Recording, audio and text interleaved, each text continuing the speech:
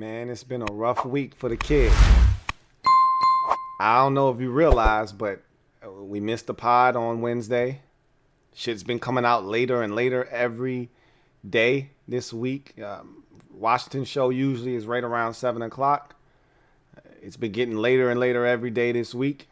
Still haven't put out the episode to date right now for Friday. It's done. It'll be up shortly, but it's been rough, man. It's been rough around these parts, and that's exactly what happens when COVID-19 hits a little too close for home.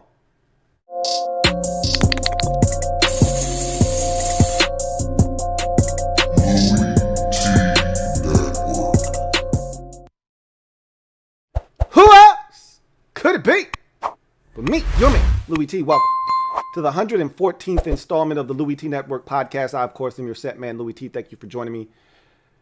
I am right on the precipice of my bye week. If you've been following me long enough, you know that I always take a 1-week hiatus on the week of Thanksgiving. It's usually a much needed reprieve because I go hard. Again, if you've been following me long enough, you know I go hard.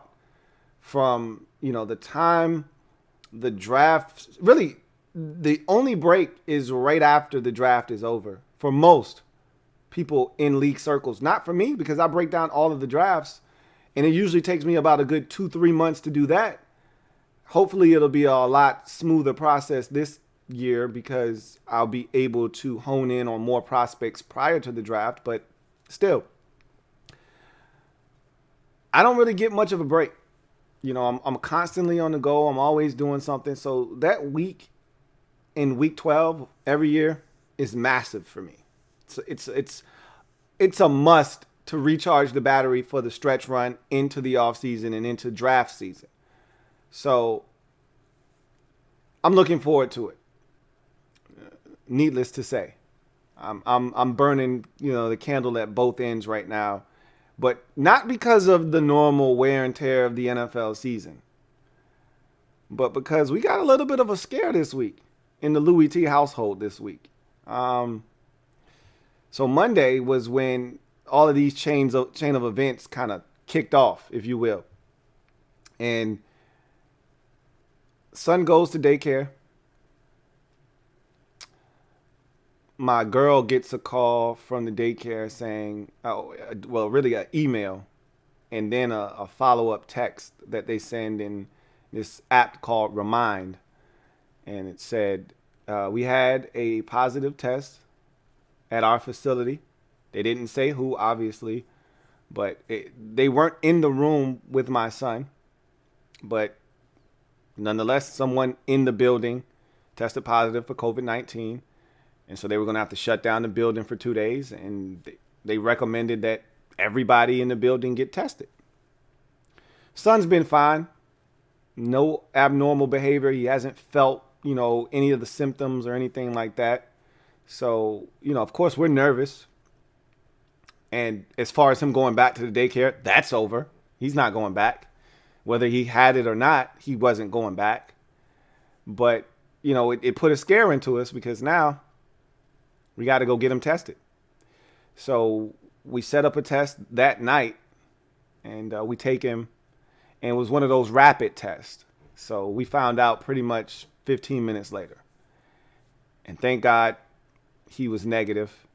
And that doesn't mean that there isn't an issue, because obviously there's that incubation period. We don't know when he was exposed, if he was ever exposed. He could have been exposed that day on Monday and the COVID not show up until Sunday. Whatever the case may be, he got tested. He was negative.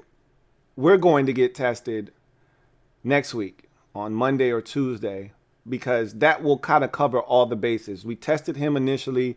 He was fine. If any of us get it in the house, everybody in the house has it. We're always around each other. We're always in each other's face. So if one person gets it, everybody gets it here in this house. So he got tested negative. We're going on Monday more likely than not to get tested, maybe Tuesday at the latest. And hopefully that comes back negative as well. If it does, we're all systems go for Thanksgiving. If by some crazy chance that it does come back positive, well, we're out of Thanksgiving. That'll be a hurtful blow. And I remember on this podcast, I said to you guys, and it was a throwaway line. It wasn't anything meant to conjure any kind of emotion out of anybody, but it was just a throwaway line. Dr. Fauci's trying to take my Thanksgiving from me. And this is my favorite holiday. I've told you guys this before. And I said, Dr. Fauci's trying to come for my Thanksgiving because he was saying, hey, I would advise against families getting together this Thanksgiving. Don't do it. That's his recommendation. I'm like, hey, I respect your work, Dr. Fauci. And everything you've said to this point, I've pretty much followed. This one, though, I'm going to have to go ahead and overrule you. And we're going down to see the family. We're good. They're good. I know what they do every day. I know what I do and what we do every day. And so we're going to see the fam. We're getting together. And the 5 F's are going to be in full effect. Well, maybe they won't. We'll see. I'm hoping. I feel fine. She feels fine. He feels fine. We all feel fine. That doesn't mean anything. We're going to find out for sure on Monday. I can tell you this. The 15 minutes driving home from the facility that tested him, and it was so easy. It was easy. The drive home to when the phone rang to give us the results was nerve-wracking. And it happened quick. He was good. So hopefully we're all good. We'll see. But I can tell you this much. Whether we've got it or we don't have it, we're going to be fine. But now that he's not going to the daycare, we've got to alter our schedule at home to be able to account for him now being home all day, every day. So obviously there's going to be an adjustment on my end because my time won't be my time anymore to do the things that I normally do in a scheduled fashion. So there will be some adjustments to my schedule. There will be some unpredictability as to when a podcast, and look, the podcast is already unpredictable. Hell, what time is it? It's 9:58. I'm just jumping on for a pod on a Friday night, okay? The podcast is already unpredictable in itself. You don't know when it's coming. It could be 2 o'clock in the afternoon. It could be 12 noon. It could be 3:30. It could be 4 o'clock. You never know when it's coming. That's going to be heightened now because even the things that you did know you were going to get at a specific time, i.e. Washington Football Nightly, things like that are going to be kind of hit or miss in terms of you're going to get it every day like you're supposed to, but you can't count on it being out at 7 like it normally is, or it has been, I should say. And different things that like the film for this week for, Washington fans, if you're on Patreon with me, the film came out a lot later this week. I made a mistake. I didn't take advantage of a 2-hour window that I had. I sat there, I recorded the whole first half offensively and then realized I didn't have any audio with it. Like, you can't when you don't have the kind of time that you used to have, you can't make those kind of mistakes. So, all in all, I ask for your prayers. All right. I always tell you guys, stay safe. And we've done nothing to jeopardize ourselves, but, that's how it is with COVID. And I'm not looking for any sympathy. I talked about NFL players. Like, I don't give a shit how you got it. You got it. Like, Myles Garrett put on the COVID-19 list, not going to play this week. We'll talk about that here in a second. I don't care how he got it. He got it. As an NFL player, you have to put yourself in a position where you're not exposed to people who could have COVID-19. But in this case, we've done everything right. And this can happen to anybody. And I'm not looking for any sympathy. But somebody at my son's daycare contracted COVID-19. So that in turn, that puts him at risk. which in turn puts us at risk. Could happen that fast. It's spreading like wildfire everywhere. So that's why I am urging all of you at the end of every show, take care of yourself. All right? Take care of yourself. Be careful. So with that said, I'm fine. Enough of that. All right? We'll get tested and you'll know some results some way, shape, or form. I'll let you guys know what's good. And put it this way.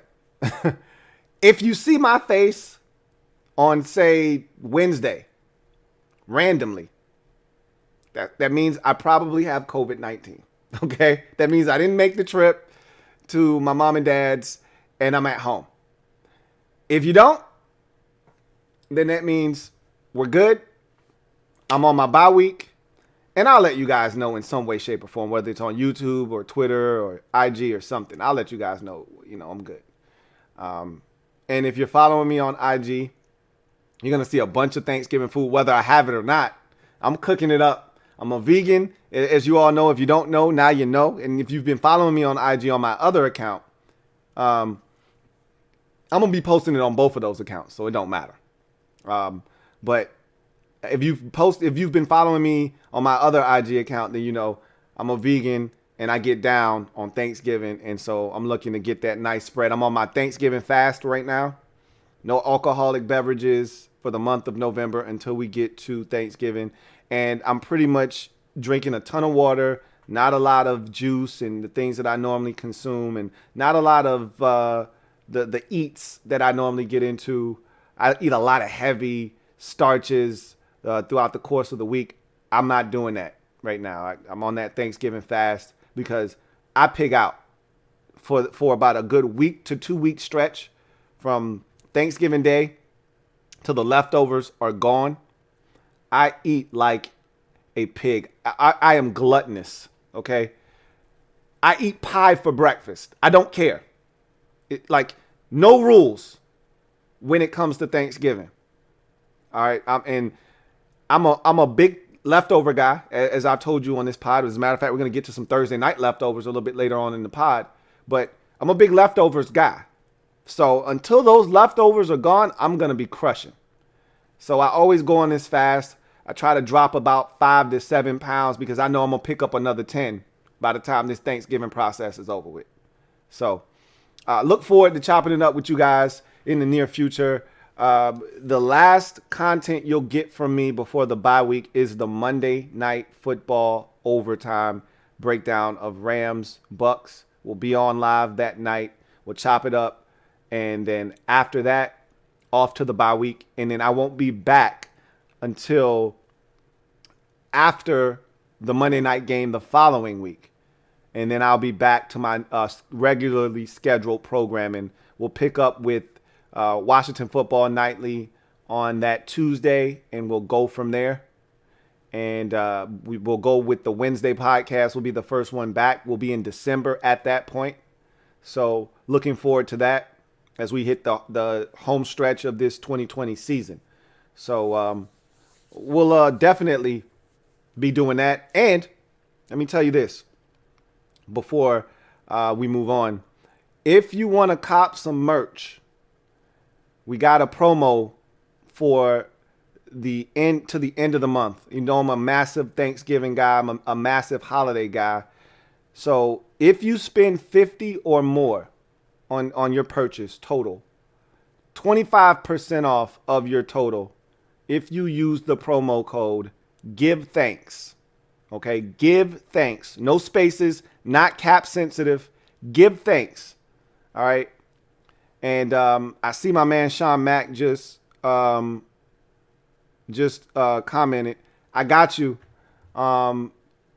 Send me your address, Sean Mack. Send me your address because I got something for you. You know what I'm talking about. So, again, if you're looking to cop some merch, you've been waiting, you've been kind of on the fence, here's an opportunity. 20%, 25% off any purchase of 50 or more of your total. Simple. Promo code. Give Thanks. Get your 25% off your purchase. All right. So take advantage of it. All right. So with that said, let's jump into the podcast, man. I'm sorry for the somber start to the pod. But enough of that. Let me drop this gem on your melon. Open your mind, let your conscience be free. You're now rolling with your man, Louie T.E. Open you up. Get you thinking a little bit. So this is going to be like a random gem dropping session because so much is going on in the NFL. And I kind of want to encompass all of that here on the gem dropping session. So what we'll do is I'll just start thinking of some random stuff because I've read a lot of stuff over the last 48 hours to just kind of, get my mind off of other things. I've just been reading a lot and I've been taking in a lot of this stuff that's been going on. And so let's just run down the gamut of things that I've just stumbled over the last, 48 to 72 hours. So let's start with the biggest news of the day, which is the fact that the Saints placed starting quarterback Drew Brees on IR. So we knew he was going to miss some time. Didn't know how much time. The injury reportedly, remember, collapsed lung and a couple of broken ribs. That doesn't sound like a 2-week injury to me. I don't know about you, but when they said, hey, 2 to 3 weeks, he could be back, I'm like, I don't know about that. Collapsed lung, a couple of broken ribs, doesn't sound like a 2-week injury to me. And they said, you're right. So we're going to put him on IR. So Brees is going to at least miss the next 3 weeks. Will he miss longer? We'll see. But he's on IR. But that's not the biggest news of the day. We knew he wasn't going to play for the next 2 weeks or so. The big news coming out of New Orleans is that they're starting Taysom Hill at quarterback over Jameis Winston. Now, so what does that say about Jameis Winston? First of all, we know that they like Taysom Hill. Sean Payton loves Taysom Hill. So much so that they gave him a massive deal for a guy that is somewhat of a gadget player. Even though he's a jack of all trades, he's a master of none. And they gave him a pretty healthy deal in the offseason to be their backup quarterback. Really, he's their personal protector. He's a tight end. He's a fullback. He's an H-back. He's a running back. He's a quarterback. He's everything for them. I never thought he would get the start at quarterback, though. I thought we would see a lot more Taysom Hill this week and really this week and moving forward until Drew Brees comes back than we saw when Brees was out last year with Teddy Bridgewater. I thought we were just going to see a healthy dose of him mixing in with Jameis, and that's how they were going to roll. And we may still see that. This could be a misleading headline. Taysom could start the first drive of the game, and then we could see Jameis for the next 4 drives, and then Taysom comes in. Like, we don't know what the hell Sean Payton's up to. I just know that I'm shocked. I thought they were going to go the traditional route like they did last year. Hey, Jameis is in until Drew comes back, and you're going to see a ton of Taysom Hill in Wildcat, and we're going to get it to him, and he's going to do some things, and we're going to just minimize the exposure of Jameis Winston throwing the football down the field so that we can minimize his mistakes. That's what I thought we were going to see. We still could see that, but right now it doesn't feel that way. What does that say about Jameis Winston?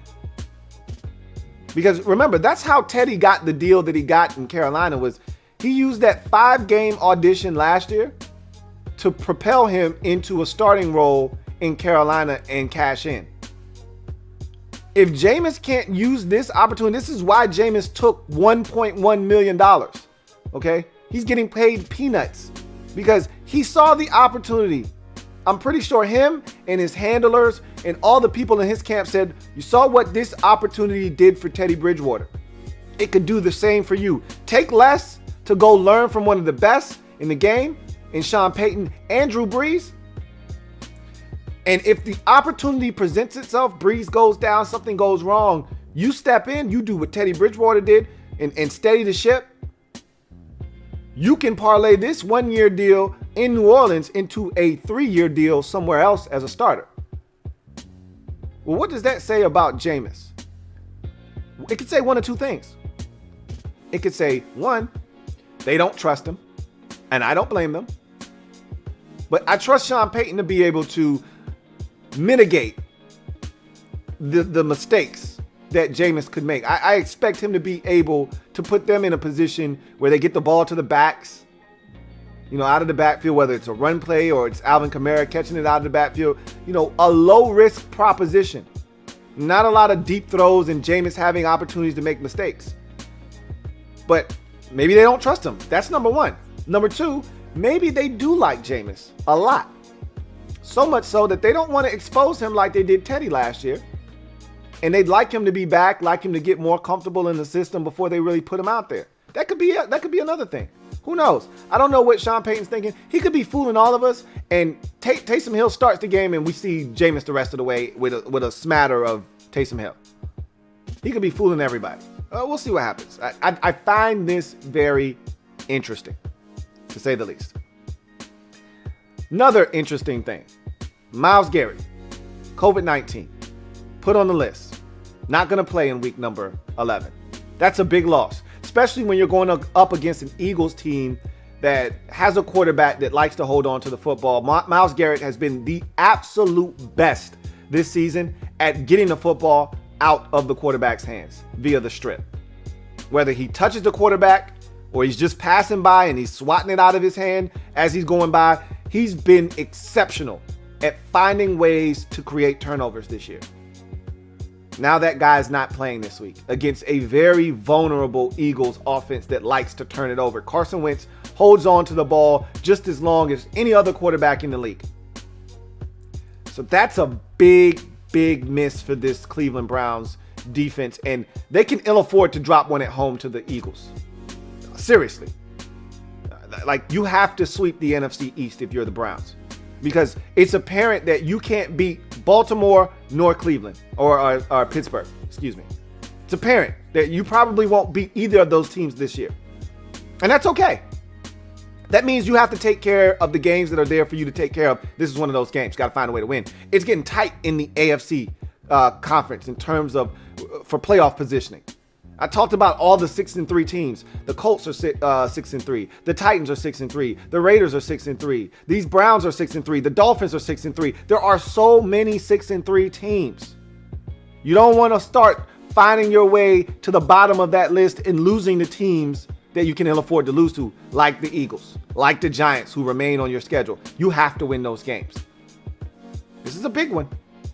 Browns haven't been that impressive the last couple of weeks. Another question, when the hell are they going to play another road game anyway? Feel like they've been at home for the last month. They had a home game with the win just ridiculous versus the Raiders back in week number 8, I believe it was. They had a bye week in week 9. They come off the bye in week 10. They're at home against Houston. The wind was howling again. It was a sloppy game. The run game came to the forefront, got them the win. And now they're at home again. Well, goddamn. Must be nice. So we'll see what happens. That's a big one there for the Browns.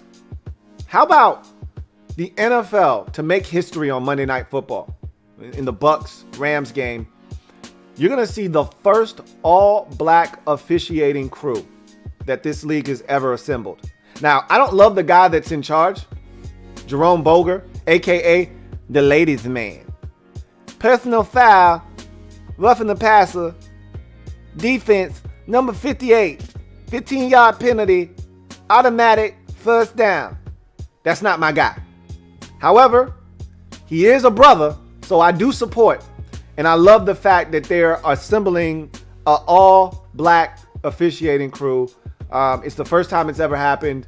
And that, just like earlier in the season when the Browns and the Washington football team met, it was the first time each sideline had a female on it, in addition to a female ref in Sarah Thomas officiating the game. That was the first time history was made with females all on the field, on both sidelines and on the field officiating the game. You're going to get that here as well in this game. So looking forward to seeing that.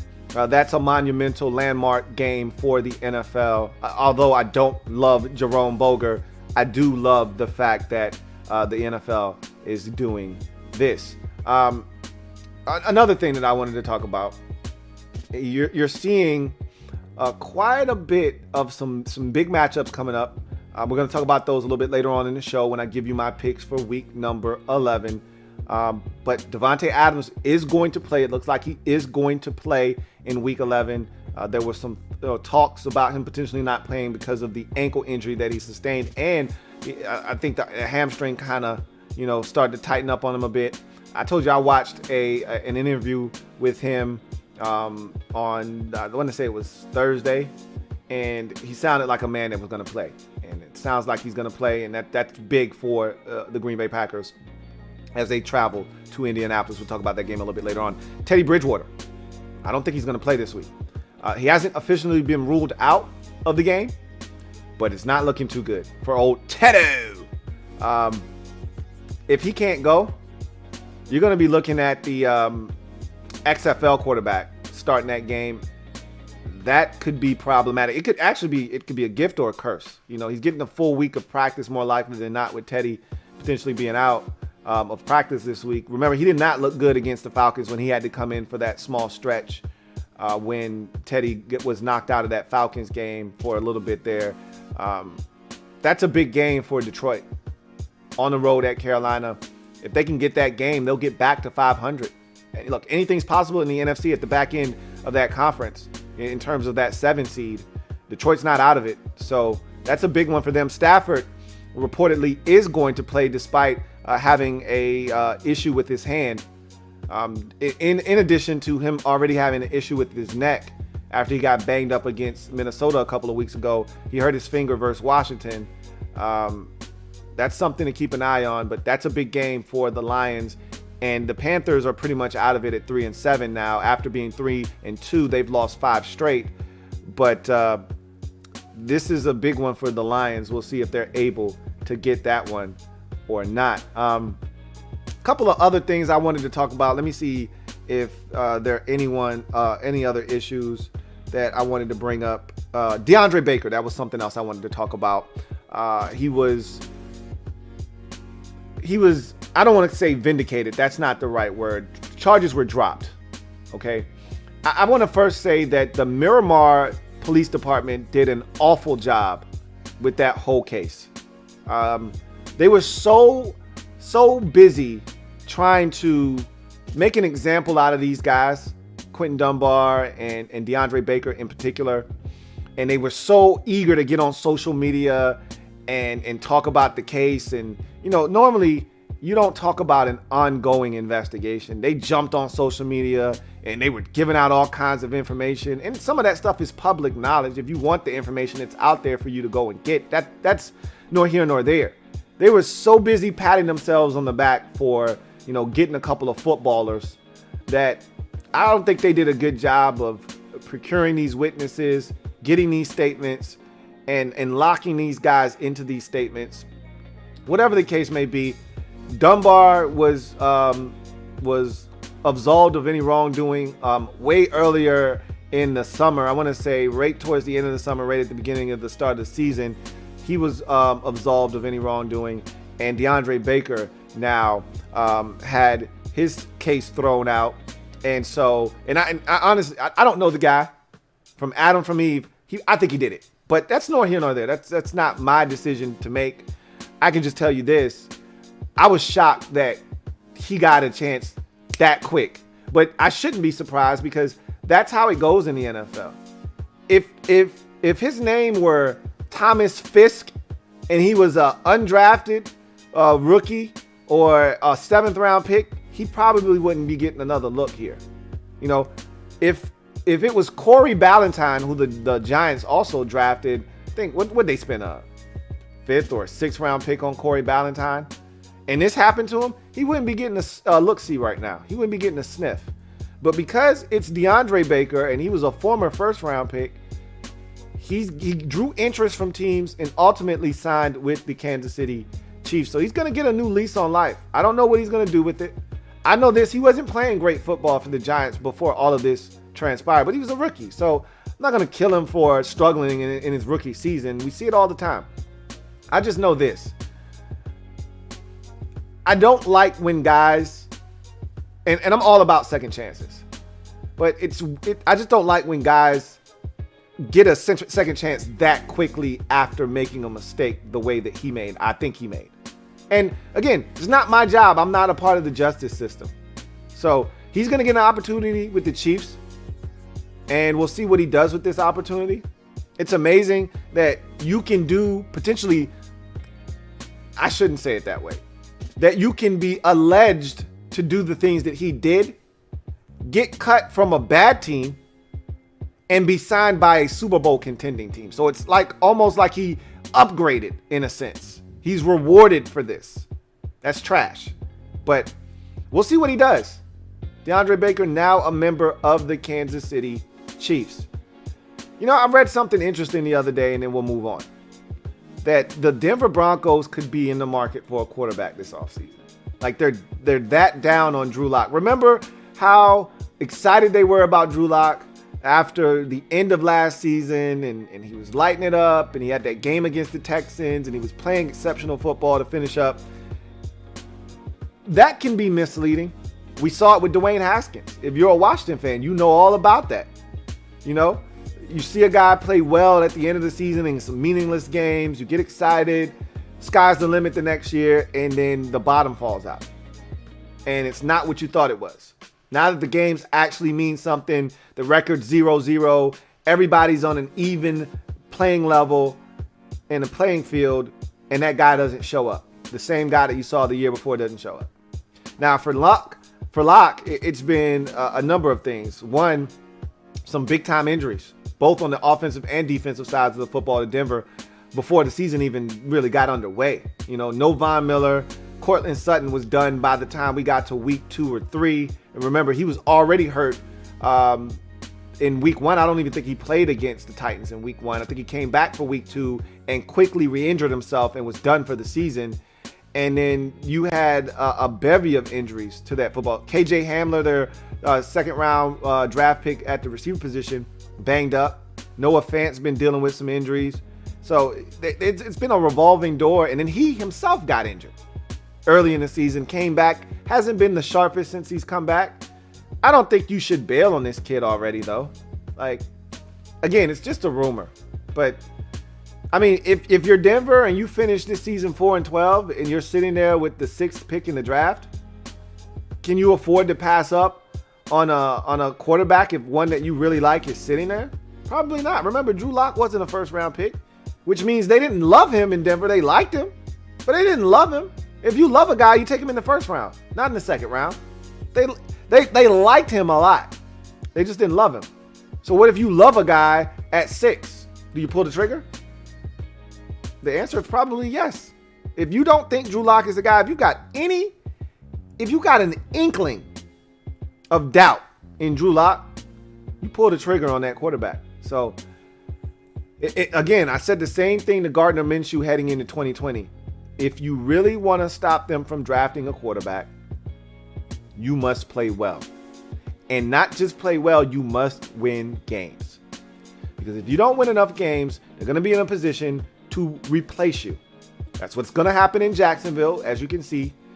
And if Drew Lock doesn't turn it around quickly in Denver, that's what's going to happen to him, because they're going to end up 3-13 or 4-12, and they're going to end up with the 5th or the 6th pick in the draft, and they're going to take a quarterback.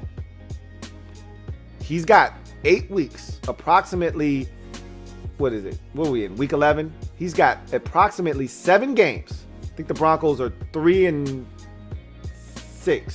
So he's got 9 games. One, he's got to deal with some injuries. I think he got banged up pretty good against the Raiders last week, and he was wincing at the end of that game.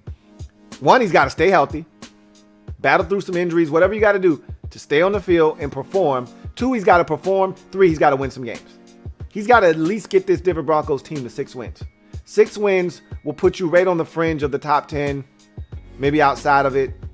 And if you can do that, it'll assure you that you won't be anywhere near in a position to take, you know, obviously you're not getting Trevor Lawrence. He's not getting past 1. But then it'll take you out of the Justin Fields and the Trey Lance sweepstakes. Take you out of that mix, and it'll put you in a position where they'll probably have to either trade back or take a guy that helps them at a different position. But they could like another guy at quarterback and decide we're going to replace you anyway. So just win games. That's all I can say. That's the best advice I could give Drew Lock at this point. So with that, let's get to Thursday night leftovers from what was another good Seattle Seahawks primetime game. All right. 28-21, Seahawks win the game. And I can tell you this. The Seattle Seahawks, if the defense plays the way that it played last night, best team in that division. And there were doubts about that after the loss in week 10 to the Rams. So I thought that last night was a big performance for them from a defensive standpoint. So we're going to go to the kitchen. We're going to grab some leftovers. For those of you that need to use the microwave, feel free. I eat my leftovers lukewarm, don't need the microwave. I don't put them in the fridge, so I'm ready to go. But I'll give you a second to heat yours up. Reheat if need be. Make it happen. And then we'll jump into these Thursday night leftovers because they are pretty yummy. All right. And I see a comment here from Dennis. And I did see that his attorney was being brought up on charges of extortion. I did see that. I told you there were so many different things going on in that case. All right. I believe the initial statement that the Miramar police station took from the witnesses that were there, I think that was accurate. As time passes and people get to those witnesses, things change. But I do believe that it was a situation that went left and, you know, weapons were drawn. I think people were robbed. And I think things did happen there. I'm glad nobody was hurt. But I do think crimes were committed that night. But again, I'm not an attorney. I'm not a police officer. I'm not a detective. I didn't work the case. I don't know anything. All I know is what I was told. But I've watched enough. And again, I didn't sleep at a Holiday Inn last night. And I am not in a position to comment on something like this because I've never been a police officer. I know police officers. I know detectives. I know sheriffs. I know how this works. They've told me stories. I've watched enough First 48. I indulge in too much First 48, almost an unhealthy amount. So I know how this goes. But that's nor here nor there. He's been cleared of any wrongdoing, or at least charges have been dropped. Can't say that he was cleared of anything. Charges were dropped. That's all that matters. He's a chief now. Let's see what he does with this second opportunity. Because a lot of guys don't get this chance to come back. So let's get to Thursday night leftovers. I got a super chat here. I want to go ahead and take this super chat before we get to our leftovers. If you've put yours in the microwave, maybe you heated it up a little bit too hot. Maybe it's let it cool off a little bit. I'll take this super chat and then we'll jump into these leftovers. Silver V, my man Silver V, thank you for the super chat as always. Silver Villains writes, did you catch Troy Aikman say Deion Sanders is the only shutdown corner ever in the NFL? Shaking my head. What about Champ Bailey, Ty Law, and hell, Darrell Revis? I heard him say that. You're going to think I'm crazy, but he's right. The only shutdown corner I've ever seen in my life is Deion Sanders.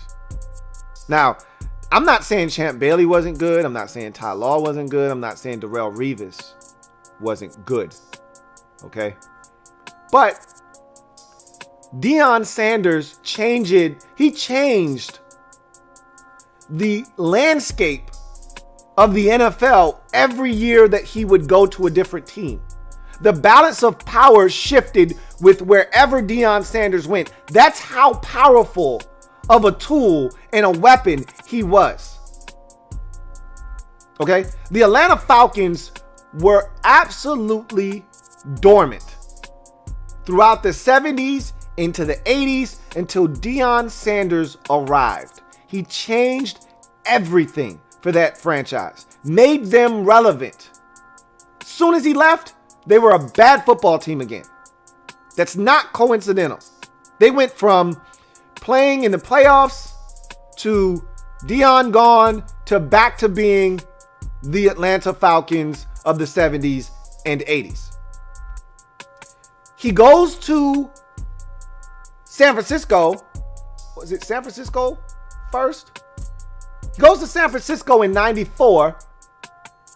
Steve Young couldn't get over the hump, if you recall. They win the Super Bowl. Destroy the Chargers. Deion Sanders, the big part of the reason why. The next year, he goes to Dallas. The reason San Francisco was in the Super Bowl is because Deion Sanders shut down Michael Irvin in the NFC Championship game. And you knew in those days, you were going to play one of two teams in the NFC Championship game. Or three teams, excuse me.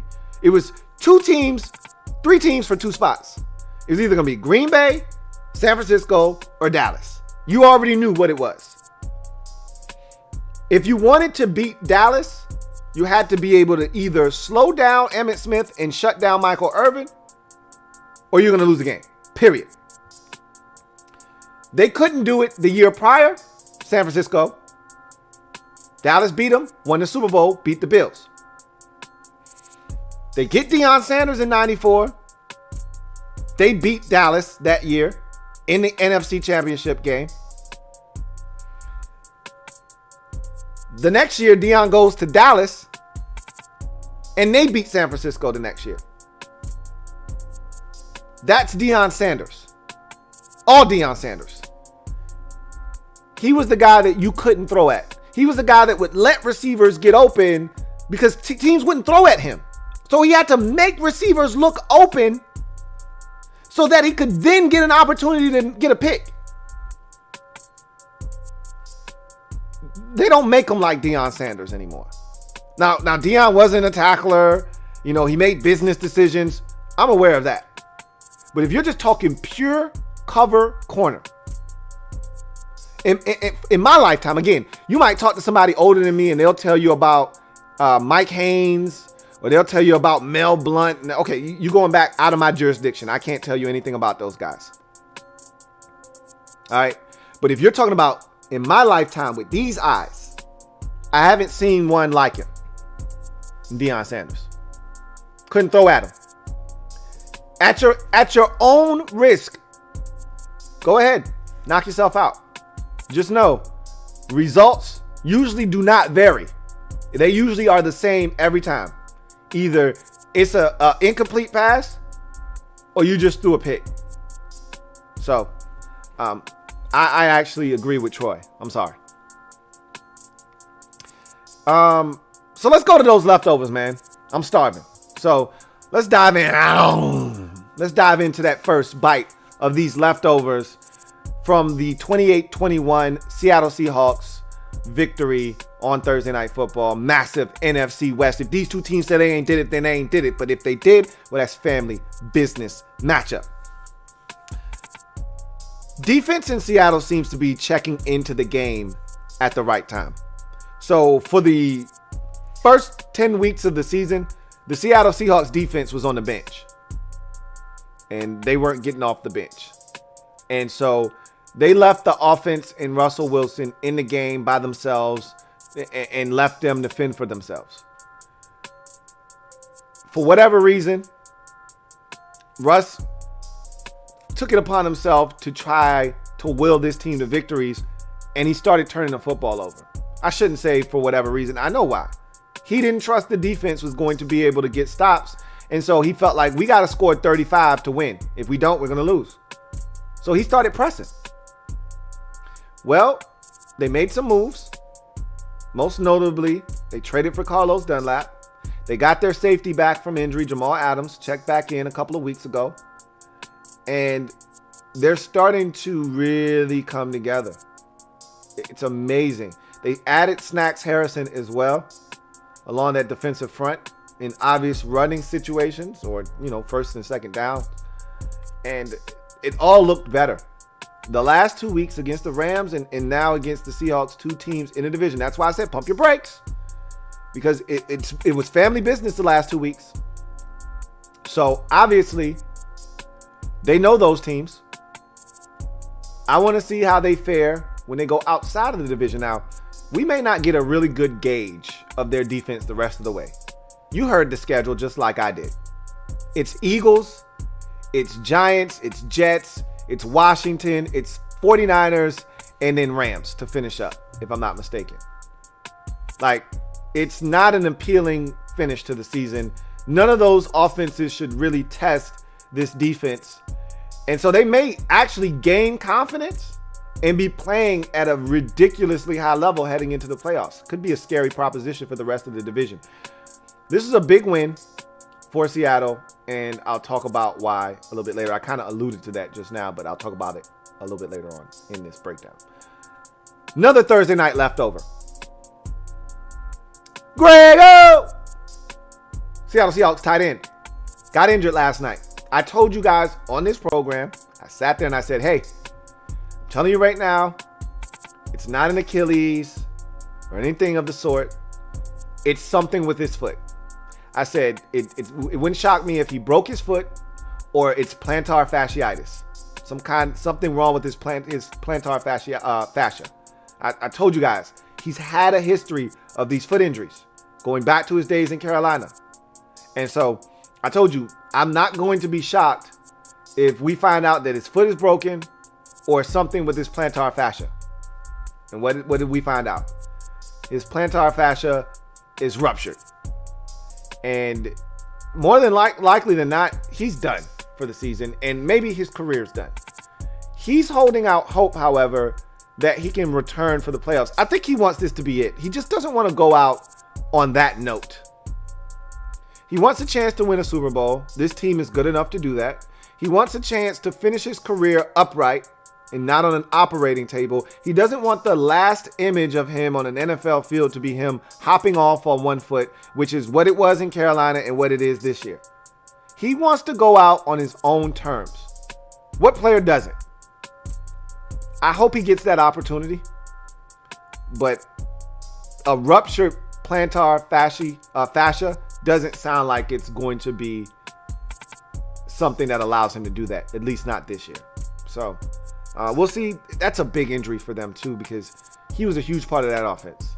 And I thought as the season wore on, his veteran leadership and presence in that offense was going to be huge. And his sure hands was a guy that Russell could trust over the middle of the football field. You lose that all in one swoop with Grego. And he was a really competent blocker in the run game as well. You lose so much with that guy not being in the lineup for the remainder of the season. That's a big loss for the Seattle Seahawks. Speaking of injuries, that was a meaningful one on the Seattle Seahawks side. How about on the Arizona Cardinals side as we get to our next leftover? Kyler Murray got injured last night. We talked about the shoulder injury. I told you it didn't seem like it was something major, but I said, look, we saw a quarterback this year on a primetime on a Thursday night, coincidentally enough, injure his shoulder, come back into the game, play the rest of the game, actually play well. Then we come back the next day and find out that the injury is more serious than we thought, and he didn't play the next 2 weeks. That was Sam Darnold. This, however, is Kyler Murray. The injury is believed to not be serious. It's a sprained AC joint. Sounds about right. Doesn't seem like it's a severe sprain of the AC joint. Sounds like he's going to be fine, and they expect him to be ready in week number 12 against the New England Patriots. So that's a sigh of relief if you're a Cardinals fan. And at this point of the season, with the race for not only the division, but the NFC playoff race intensifying, this is not the time for your leader to be out for any amount of time if you're the Arizona Cardinals. Remember, this is a young Cardinals team that doesn't really know what playoff football tastes, feel, or smells like. All right, they've got guys that have played in the playoffs before on this roster, but this group with Cliff Kingsbury as the head coach and Kyler Murray leading them, this is a young team. This is a young group, They don't know about playoff football. So they're looking to get in. And if they are going to get in, they're going to have to finish this season up strong. And they're going to have to play better than they have in stretches for this season. You know, they've got some losses on their resume right now that aren't favorable. You know, now I'm not going to kill them for the Dolphins loss, because as the weeks progress, that loss is looking stronger and stronger every week. The Dolphins are a good football team. They're well coached. But that Lions loss, that's not a good loss at home. It's just not. And they lost to the Panthers too. That's not a good loss. So they've got some losses on the resume that aren't appealing. They're going to have to play better. And they're going to need a healthy Kyler Murray if they're going to do that. Good news that he is not seriously injured. And then finally, I want to tie these last two into one another. Well, I should separate them because they're one for Arizona, one for the Seattle Seahawks. Penalties are a problem for the Arizona Cardinals. That's another leftover from last night. They've been a problem all season long. They lead the NFL in amount of penalties per game, and it's not even close. They're at 7.9 penalties per game, so essentially 8 penalties per game. And the next closest team is at 6.8. So, I mean, you're way ahead of the pack in terms of penalties per contest. They've got to be better. And they had 10 for 115 last night. Like, that's losing football. You want to know? You want to point to the biggest reason? They didn't turn it over last night.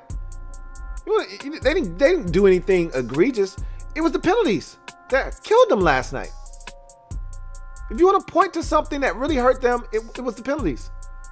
You're down 23-21, with a chance to just go down the field, kick a field goal, take the lead, and potentially win this game.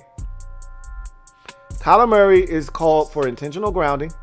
And, Dan Arnold on that play, I think he was the culprit. He was supposed to release and catch a tight end screen. And he effed it up. He saw a blitzing Jamal Adams off the edge, decided, I need to block this guy. All he needed to do was get a piece and then flash. He decided to block him. And then he turned and looked for the football, and Murray wasn't ready to throw it because Adams is jumping in his way. And so then Dan Arnold then turns around and runs up the field, and like Murray's like, where the hell are you going? And he throws it where Arnold is supposed to be. He doesn't get it back to the line of scrimmage. It's intentional grounding. They put the ball at the 2. The next play, your guard is flagged. Justin Pugh is flagged for holding in the end zone. It's a safety. What was once a 2-point lead is now doubled to a 4-point lead, and a free kick is coming. They get a field goal off the free kick. You're now down 7. That changed the entire tenor of the ball game. How about that foolish penalty by Kirkpatrick? Stupid. You're getting off the field, or at least forcing the Seahawks to make a decision on 4th and 2. And you pick up an unsportsmanlike conduct penalty? Where's the psychological sense in that? You need to wash your face and get your mind right, Drake Kirkpatrick. Those are hurtful penalties when you're on the road trying to beat a nemesis.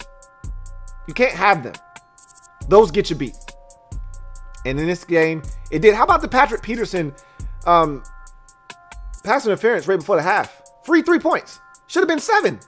But Russ threw a 101 mile an hour fastball that hit DK Metcalf in the face. But it turned out to be a field goal. That's another 3 points given up via a penalty. Penalties were costly last night. Can't have them if you want to win moving forward if you're at Arizona. You got to clean that up. Because you're going to lose a lot more games if you're going to commit 10 for 115. You may get away with that against Washington, against the Giants, maybe the Eagles, the Cowboys. You can get away. Kyler Murray threw for like 47% completion percentage. Like 9 or 24 against the Cowboys. They won 38-10. You can do that against bad teams. You can't get away with that against the Seahawks, the Rams, and the better teams in this league. Can't do that against Green Bay. Can't do that against New Orleans Saints. You'll lose the game. They've got to be better. And then finally, my last leftover from last night's game is that the Seahawks are the best team in that division. They're the best team in that division. And I think over the final 6 games of the season, that will bear itself out. If this defense is legit, They're back in the discussion of being a Super Bowl contender. But right now, you can't focus on that if you're Seattle. Just win the division. Go after that first round bye. And that's in play now at 13-3. If you run the table with the schedule that you have, you can run the table. If the defense steps up, you can run the table. I thought all along they were the best team in that division. We started to have doubts. I can't speak for you. I started to have doubts a couple of weeks ago. After that Buffalo game, and then you follow that up with the loss at the Rams. I don't know, man. It's not looking too good. But the defense wasn't terrible in that Rams game. And the defense, once again, followed that performance up with a gem of a performance on Thursday. And now we're singing a totally different tune about Seattle. We'll see if they can keep that up. As I just mentioned, confidence in this league is everything. Yeah, talent is a must. But you know what? You give me a mediocre player playing with an abundance of confidence, and I'll show you a team. If you give me a team full of those guys, I'll show you a team that has a chance to win. You give me a team full of guys with immense talent, first round, second round caliber talent, and no confidence, I'll show you a team full of losers. Confidence in this league is everything. Guys need to know that they can play at a high level at this level. You don't know that when you first get in this league. I said that to say this. I talk about confidence begetting winning, and winning begetting confidence, and it being a flavor delicious, beautiful, poetic scripture cycle. This Seahawks defense has a chance to gain just a ridiculous amount of confidence down the stretch with games like the Eagles, the Giants, the Jets. These are some of the worst offensive teams in football, especially the Jets. Washington's on that schedule. These are teams that you can dominate and do it in a way defensively that builds confidence for the playoffs. Even if this group isn't elite, they can think it if they start stringing together these types of performances.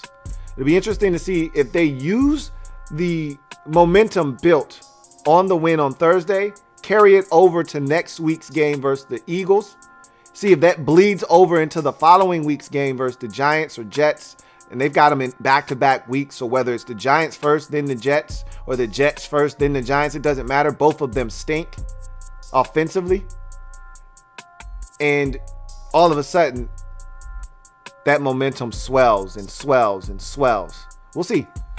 They're in a good spot, though. I'll tell you that much.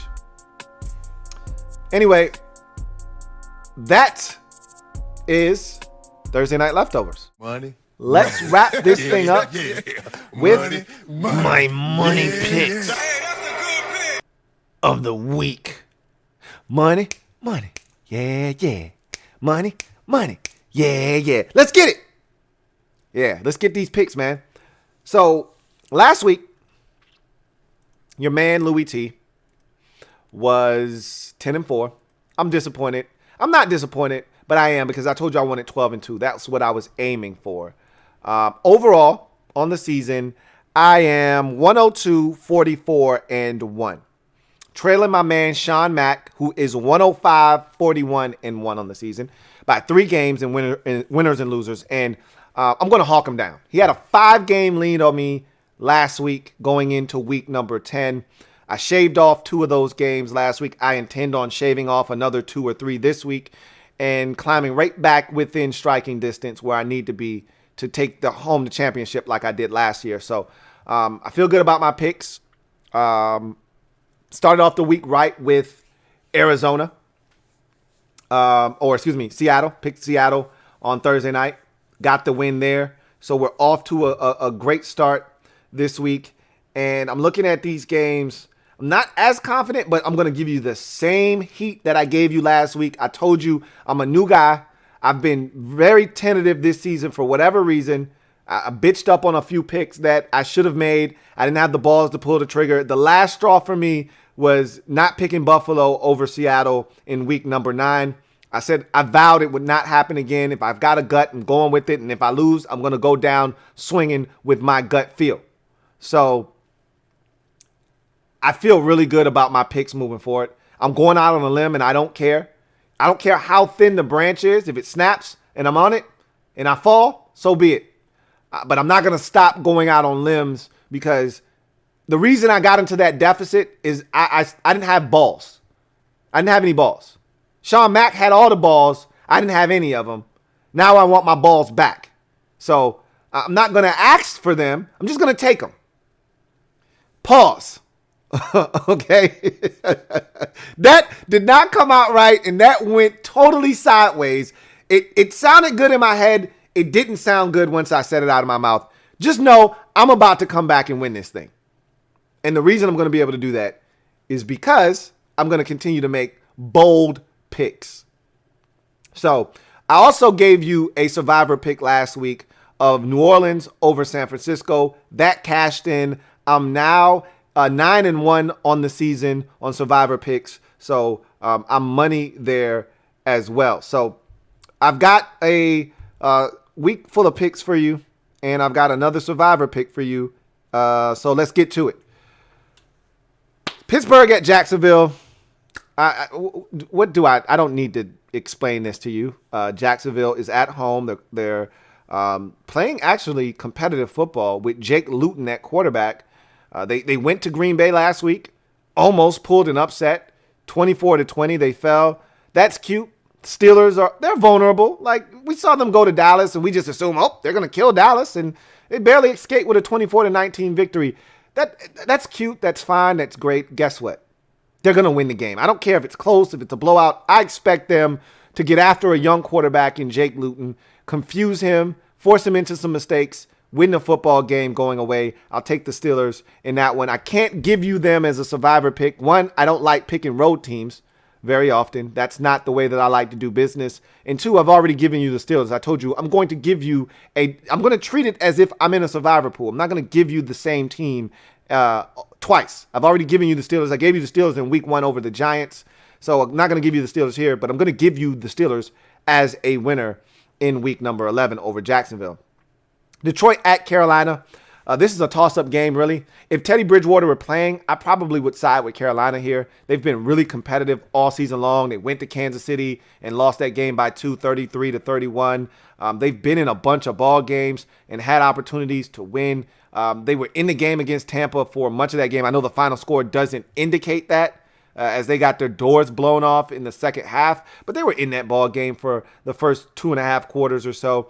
Bottom line is, no Teddy Bridgewater, no chance. And maybe the XFL guy comes in and lights it up. I'm not banking on that. I'll take Detroit. I don't love Detroit. You know how I feel about Detroit. I'm actually uneasy about picking Detroit, but they're the better team. They're the right side here. Give me the Lions on the road to get back to 500 at 5-5 as they take it from the Carolina Panthers on the road.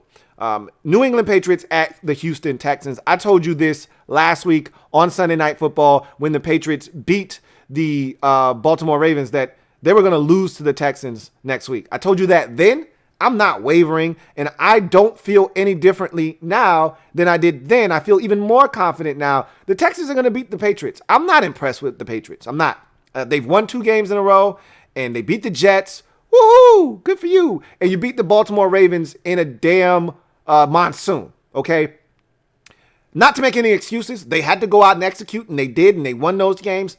I think the Texans first of all, the Texans are one of these teams that are scary despite their record. When you looked at the way the season unfolded, there are about 3 or 4 teams that were 1-win teams that you looked at and said, I don't want to play that 1-win team. The Texans, the Vikings, the Falcons were all in that conversation. Like, those are 1-win teams I want no parts of. And we've seen the Vikings get hot. We've seen the Falcons get hot. I don't think the Texans are necessarily going to get hot, but they're a dangerous team. And I think the Patriots are ripe for the picking here. Give me the Texans at home to get the win. And that's going to be one of those definitive games for me in week number 11. I'm going to need that one. I'm going to need that one because everyone's banging the Patriots. The Texans are going to beat them, and I feel really confident in saying that. Tennessee at Baltimore.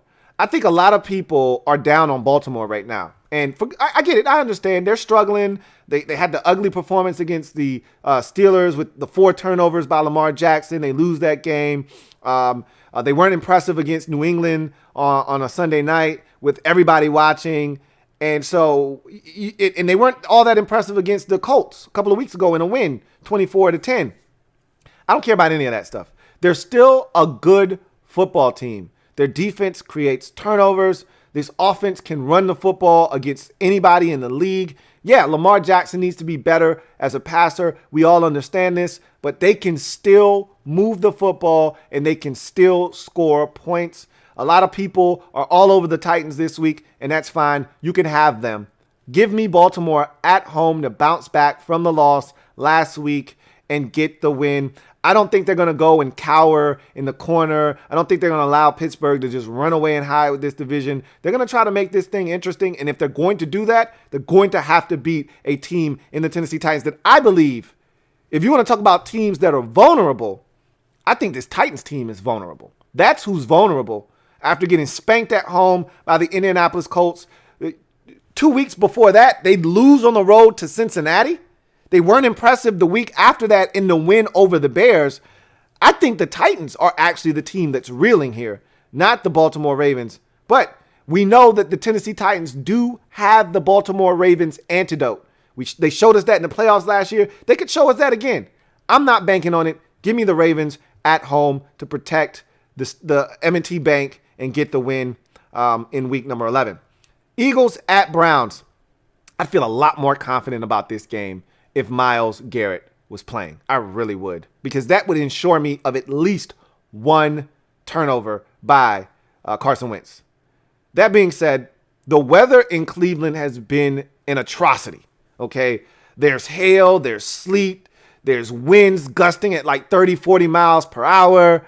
It's been crazy the last couple of games there. I don't know if that's what we're getting this weekend or not. Doesn't matter. I just think the Browns are the better team. The Eagles stink. All right. They've struggled offensively all season long. Help may be on the way. Help may not be on the way. At this point, I've given up on this Eagles football team offensively, just turning it on. I kept thinking they'll get some guys back. Miles Sanders will come back and they'll turn on the switch. It hasn't happened yet. They went out. They laid an egg last week against the Giants. I'm off of the Eagles offensive resurgence bandwagon. Give me Cleveland at home to outlast the Eagles. What the Browns are doing right now isn't pretty. And their offense looks drastically different without Odell Beckham because they lack deep threat speed now.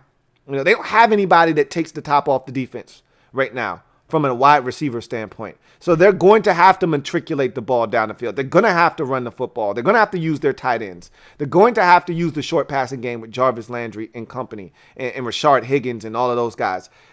You know, even, Donovan Jones, Peoples Jones, whatever the hell his name is, none of those guys scare me vertically. So when I look at the Browns, they're going to have to find ways to convert on third downs. And when they get in the red zone, find ways to get into the end zone. Their run game is still dynamic, and getting Chubb back last week was huge. I'll take the Browns at home to win in week number 11 over the Philadelphia Eagles.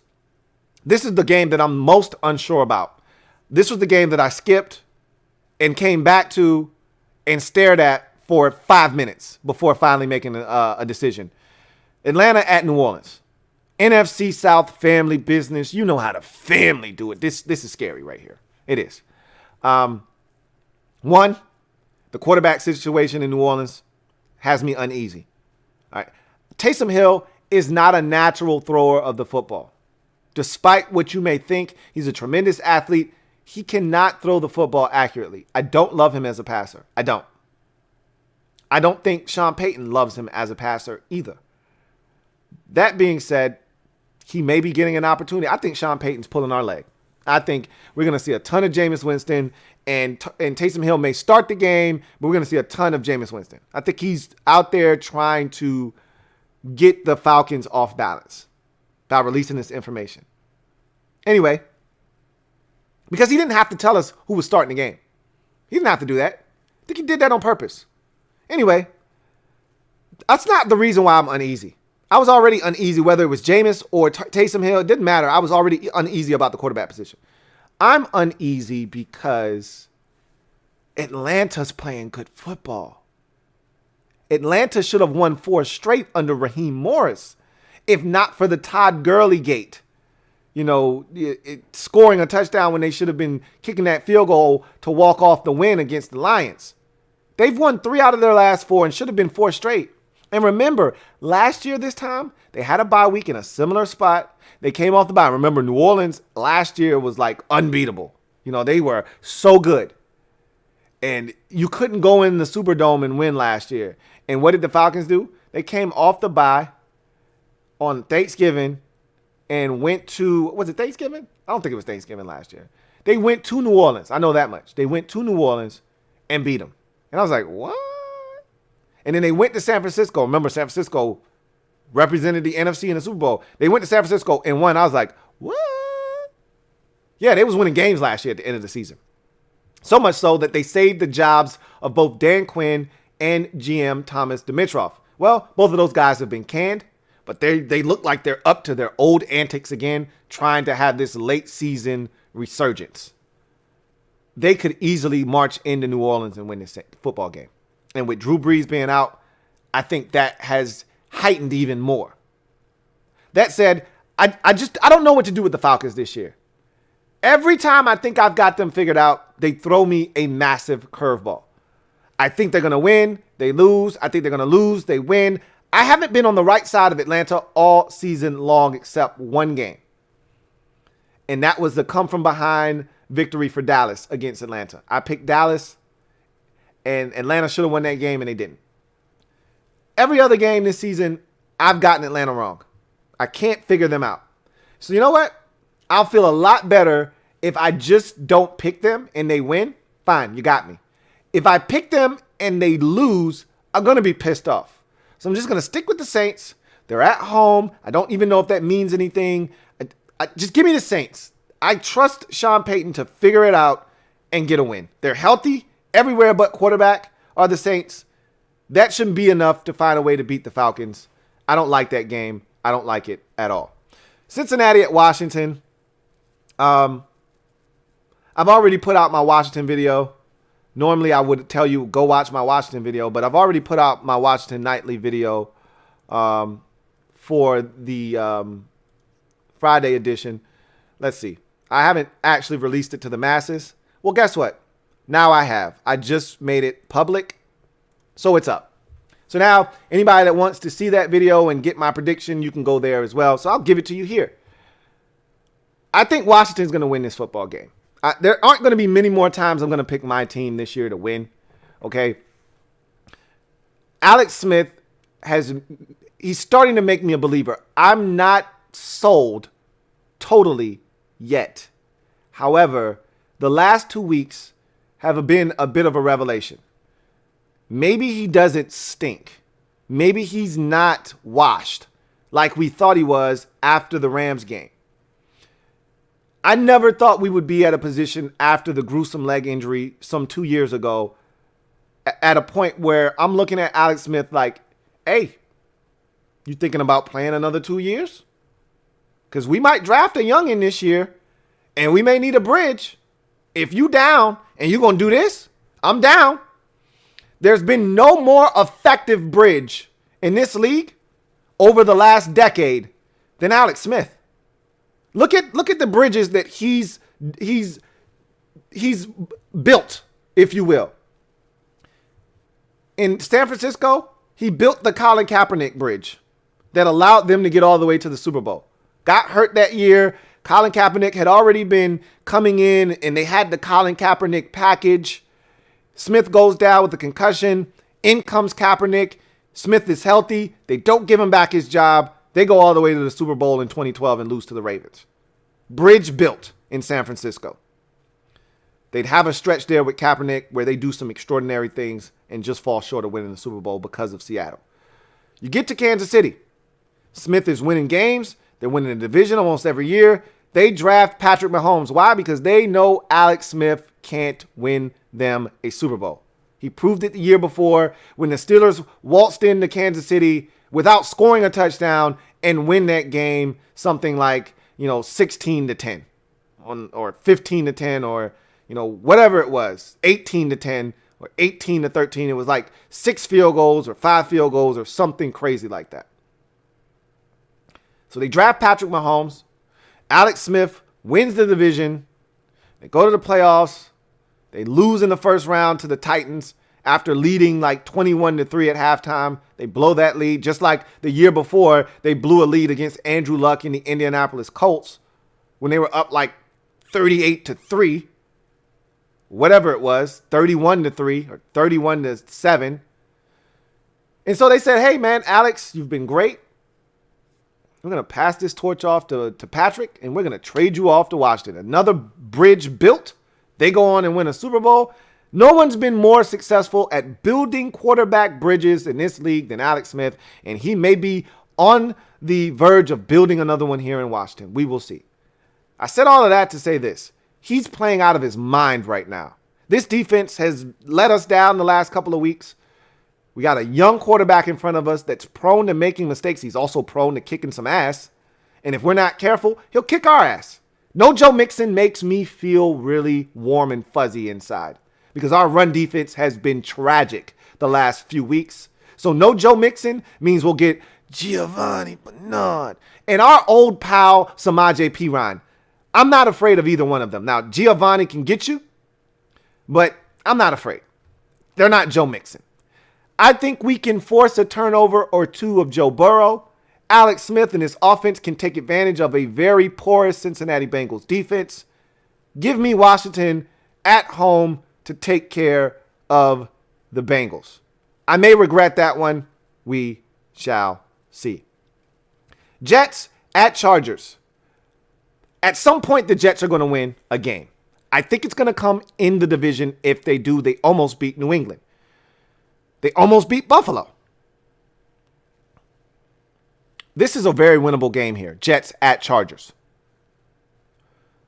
The Chargers are a team that is one of the biggest enigmas in the league. They're capable of beating anybody on any afternoon. They're also capable of losing to anyone on any given day as well. But I don't think they're capable of losing to the Jets. With no Sam Darnold, even though Joe Flacco played pretty good a couple of weeks ago on Monday Night Football. They're coming off a bye week. I could see the Jets putting up a hell of a fight, and if the Chargers want to turn it over and they want to make mistakes, I could see the Jets sneaking these boys. But I just don't see the Chargers allowing the Jets to waltz into their stadium and win. I just don't see that happening. As a matter of fact, I don't see it happening so much so I made the Chargers my survivor pick of the week. So that tells you that I'm not confident in Joe Flacco going on the road and disposing of the Chargers. Hopefully Joey Bosa's back this week. That makes a massive difference if he is. He's been dealing with a concussion the last 2 weeks, hasn't played. If he's able to go, massive upgrade to that defense. Good enough to get after Joe Flacco and force him into a mistake. And we know it doesn't take much to force Joe into a mistake or two. I'll take the Chargers at home over the Jets. And I'll double down on that and make it my survivor pick of the week. Miami at Denver. Trap game for the Dolphins, if I've ever seen one. Tua's off to a hot start. He's 2-0 as a starter. 3-0 as a starter. They've won 3 straight since Tua's taken over. But if you go back to before the bye week with Fitzpatrick, I believe it's now a 5-game win streak. It might be 4. I feel like it's 5. I could be wrong there. I know Seattle beat them, and that's the last time they lost this season. I don't know if that was after their second win of the season, or in that 49ers win, or if it was before it. I feel like it was before it. I think it was after that Jets win, or the Jaguars win, which was their first of the season on a Thursday night. Then they lose to the Seahawks, and then they won against the 49ers, and the rest is history. Then they beat the Jets, and that was the game before the bye week. That's when Tua got his first appearance. Then they come off the bye. They go to Tua. They beat the Rams. They go to Arizona. They win that game. And then last week, they beat the Chargers at home. So 3 in a row. I think it's 5 overall. They're playing exceptional football. The defense has been lights out. They've gotten contributions from the special teams. Tua hasn't turned it over yet. Hasn't thrown a pick. He's tried to throw picks. He should have thrown 2 picks against the Chargers last week, but they couldn't catch. But Drew Lock has turned it over. He's been a turnover machine. He threw like 3 or 4 picks last week against the Raiders. He threw a pick the week before that. I think he threw 2 picks the week before that. He's been a turnover machine. That being said, this defense is still capable of forcing a young quarterback into some mistakes. Vic Fangio is still running the show over there. And Drew Lock is capable of throwing 3 interceptions. He's also capable of throwing 3 touchdown passes. Ask the Chargers in that 31-30 come from behind victory. He threw 3 touchdown passes in the 4th quarter. So he's perfectly capable of staging an upset here. I'm not banking on that, though. I'm not willing to go out on that limb. And I just don't feel good about Denver right now. I think they're going in the wrong direction. And I'll take the Dolphins, who are trending in the right direction. They're playing exceptional football. At some point, they're going to lose. And I think they're going to lose a game they have no business losing. This is a trap game if I've ever seen one. If you tell me on Sunday afternoon or Sunday evening at 7:28 that the Dolphins went to Denver and lost 20-19, I wouldn't be surprised. Not at all. But give me Miami. I just don't see Denver finding a way to win this game. Dallas at Minnesota. They're getting their quarterback back in the Red Rifle, Andy Dalton, in this game. That should be a boost to an offense that has been anemic the past few weeks. I don't know how much fight the Cowboys have left in them. They had a bye week. We'll see if that changes anything for them. Minnesota's just playing exceptional football, and the Cowboys can't stop the run. That's what it all boils down to for me is I think this could be a close game. I think Dallas could actually win this game, but Dalvin Cook is the X factor in this game. The Cowboys can't stop the run. They're one of the worst rush defenses in football, and you're playing against the leading rusher in the NFL right now. Good luck. You're going to need it.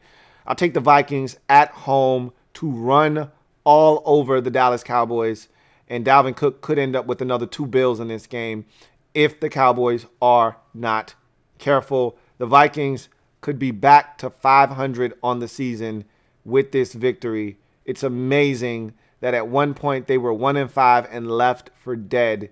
And now with a win over Dallas, they can be back to 500. Who would have thought that was going to happen with a road date at 1-5 at Green Bay on the schedule? Who would have thought that 4 weeks later we'd be talking about a 5-5 Minnesota Vikings team? Wow. Green Bay at Indianapolis. This is another big one for me because I think a lot of people, this is the power of a primetime game. The reason everyone's down on Baltimore, because they watched them wet the bed against a bad New England Patriots football team, a perceived bad New England Patriots team that came into the game at 3-5, that barely got by the Jets the week prior on Monday Night Football. So you got to see the Patriots the week before. They weren't all that impressive. You watch them on Sunday night. They beat the Ravens, and the Ravens didn't look good. And you got to see the Titans, and you say, man, if not for the special teams and all of the mistakes that they made in the game, maybe the Titans win. So you're thinking, Titans not that bad, Ravens are not that good. You think that something's wrong with Baltimore, and that's why you go with the Titans. Same thing here.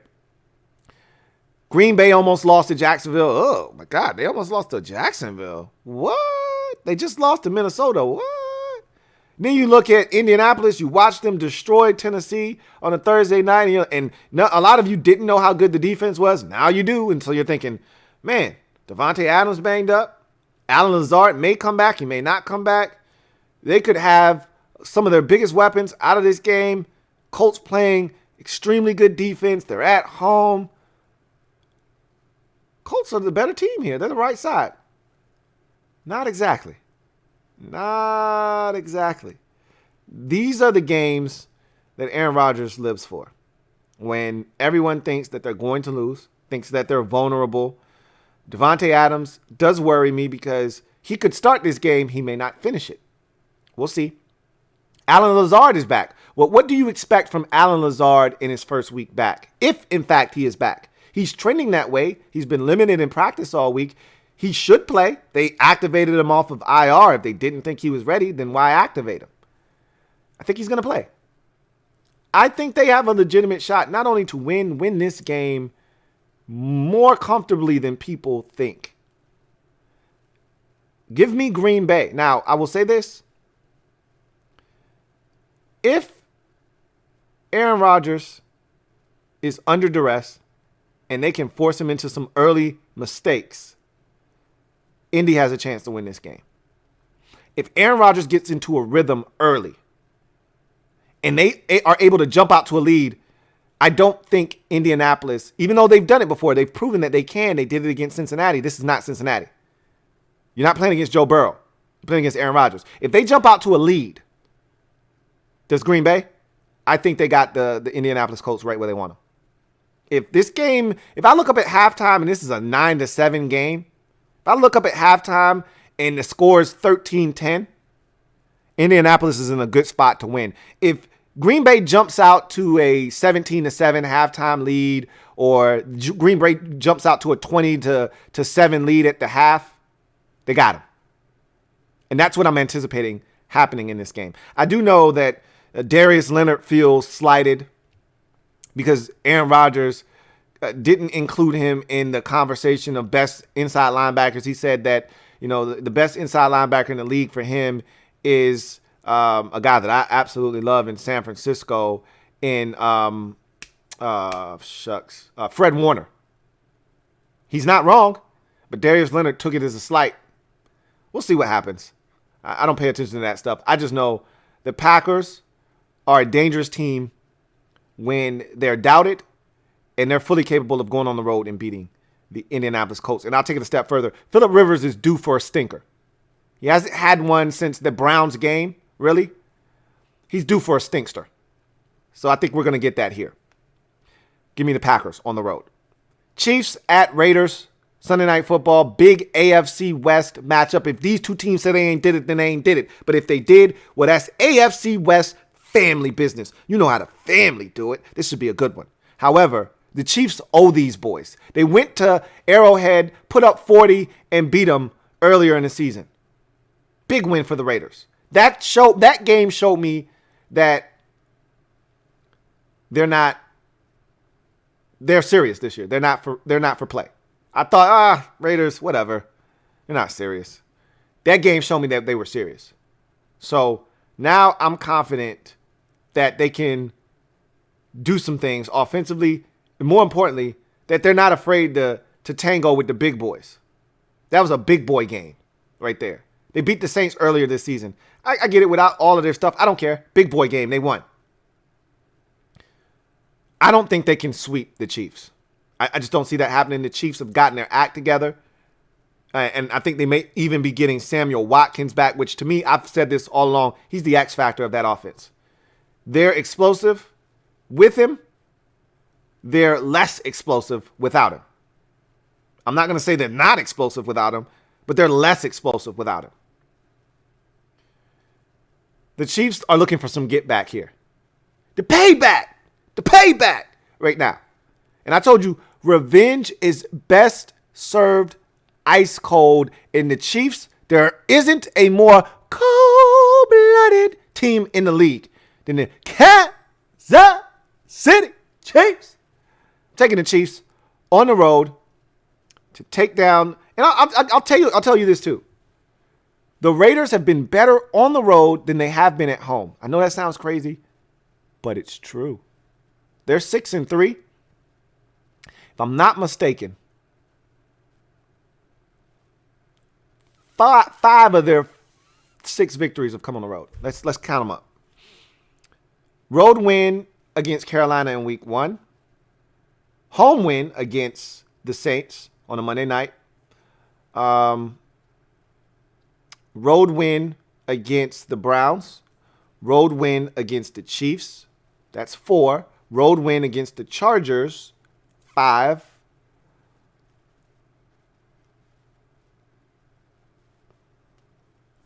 I feel like they played the Broncos already. Let's look it up. I want to say that last one's at home, though. 4 wins. It doesn't matter. 4 of their 6 wins are on the road. They've got a better road record than a home record. Now, their home schedule has been brutal. Buccaneers at home, Saints at home. Now they're going to play the Chiefs at home. Obviously, that's a division game. They didn't have a choice there. Bills at home. That was a loss. Anyway, let's get to the Raiders' record overall. I bet you that last one that I'm looking for, I bet you it's the Broncos and it's at home. If I had to guess. I can't confirm nor deny that. But if I had to guess, I'd say it's probably the Denver Broncos and it's probably at home. Okay. I had a feeling the ESPN app would screw me when I would need it to just hurry up and work fast.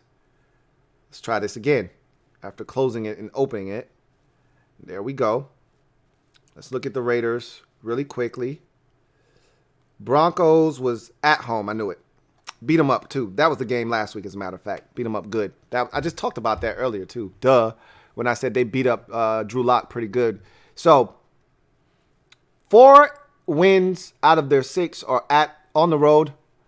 And they got to be better at home. I don't think that happens for them this week.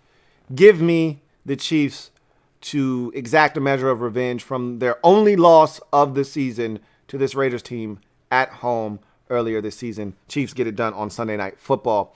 And we'll do Rams and Bucks on Monday. I will have a podcast on Monday. That will be the last pod you will get prior to my bye week. So look forward to that. Then we'll talk about Rams and Bucks at that time. So those are my picks. I feel really good about them. Not as good as I did last week, but I look, I'm not backing down from my picks. I went out on a limb on a few of them. Definitely went out on a limb on Houston. Washington, you could argue, went out on a limb there. They're not a good football team, but neither is Cincinnati. But you could argue Cincinnati's the better of the 2 teams. Went out on a limb for the Green Bay game. They're on the road. Tough opponent. Really good defense in the Colts. Very losable game. I think most people think that the Colts are going to win that game. I feel good. I think most of these games, however, we can all agree on. I think there are about 3 or 4 of them that we might be differing on, and I feel good about those. That's what's going to make the difference. If I'm going to make up ground on my man Sean Mack, if I'm going to pull away from some of the other guys that are close by, these are the games that are going to make the difference. They're the swing games in a week like this as you start coming down home stretch. So should be a good one. Looking forward to that. So that's going to do it for me. Your man, Louie T, as we wrap up this pod. Look forward to chopping it up with you guys on Sunday for overtime of what should be a really good AFC West matchup of Chiefs, Raiders. We'll be back on Monday for the podcast. And then on Monday night, we'll wrap up the overtime and week 11 of Rams, Bucks, and then I will hit the bye week. Remember, if you're out there before we go, if you are looking to cop some merch and you were on the fence or you've been meaning to buy some merch, here's your opportunity. Promo code GIVETHANKS will get you 25% off any purchase of $50 or more. So if your tab is $100, put that promo code of GIVETHANKS in. It's not case sensitive, no space. Give thanks. Again, link down in the description of every video, including this one, printchamps.com/LouieT. It's in the description of this video. Check it out. Hit the link, put in the promo code, and you'll have 25% off of your purchase. So cop the merch. Got hats, got beanies, got hoodies, got shirts. You name it, we got it. So check it out. And support your man Louie T in the process. And remember, if you have merch, if you purchase merch and you're rocking it, take a picture, send it to me. I'd love to see it. I'm going to put a collage together of everyone that has copped merch and has sent me a picture. So if you cop some merch and you rocking the merch, send me a picture of you donning the merch. All right. Really appreciate you guys. Look forward again to chop it up with you. As I told you, and I always tell you, Take care. Stay safe. And we'll reconvene on Sunday. Enjoy your weekend, and we'll chop it up then. You guys have a good one. Louie T.